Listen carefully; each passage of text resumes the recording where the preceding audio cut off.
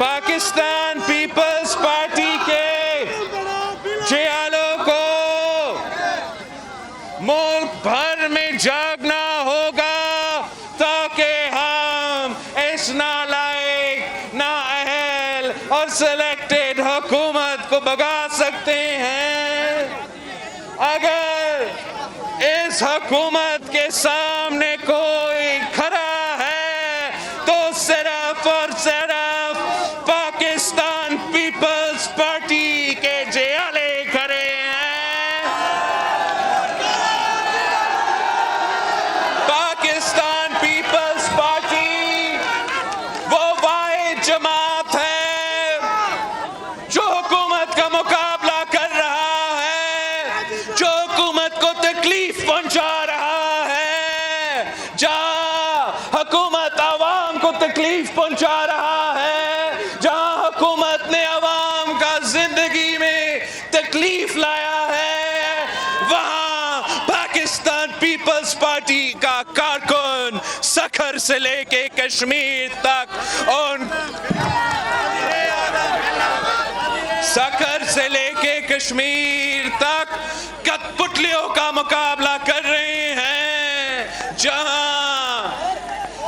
बाकी भाग के चले गए हैं, पाकिस्तान पीपल्स पार्टी इन गैर जमहूरी कुव्वतों का मुकाबला करने के लिए, इन सिलेक्टेड को भगाने के लिए अपने सरजमीन पे खड़ा है, अपने अवाम के दरमियान में है। आपने ना कल पाकिस्तान के अवाम को मुसीबत में अकेला छोड़ा है, लावारिस छोड़ा है, ना आज आपने पाकिस्तान को अवाम को अकेला छोड़ा है। मैं पाकिस्तान पीपल्स पार्टी के जियालों को सलाम पेश करता हूँ।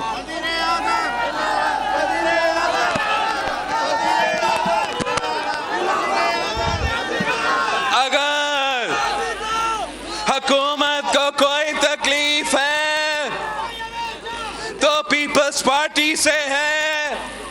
उनके वजीर कहते हैं कि सबसे ज्यादा opposition Murad Ali Shah chief minister साहब करवाता है। हुकूमत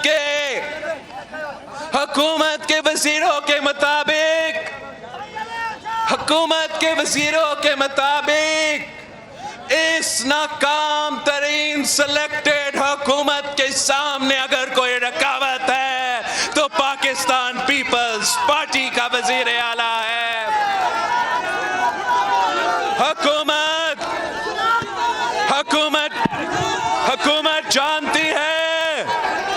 हुकूमत जानती है कि पाकिस्तान पीपल्स पार्टी वाहिद ऑपोजिशन करने वाली जमात है।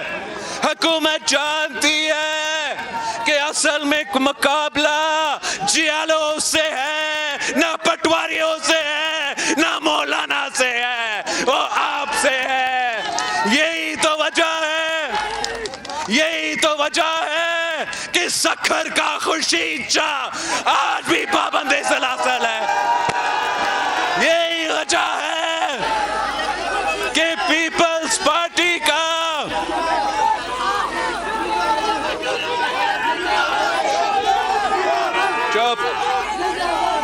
यही वजह है कि कायदे के खिलाफ पीपल्स पार्टी का हो तो वो जेल में हो, और कायदे के खिलाफ लाहौर से हो तो वो मजा कर रहा है।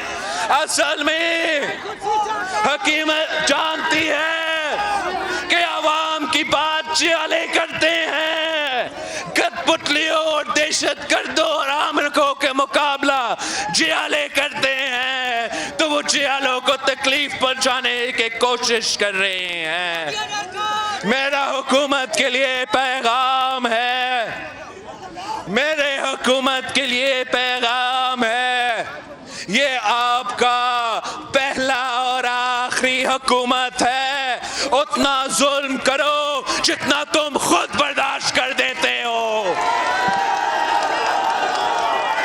उतना ही जुल्म करो जितना तुम खुद बर्दाश्त कर सकते हो। जियालो का दौर आ रहा है,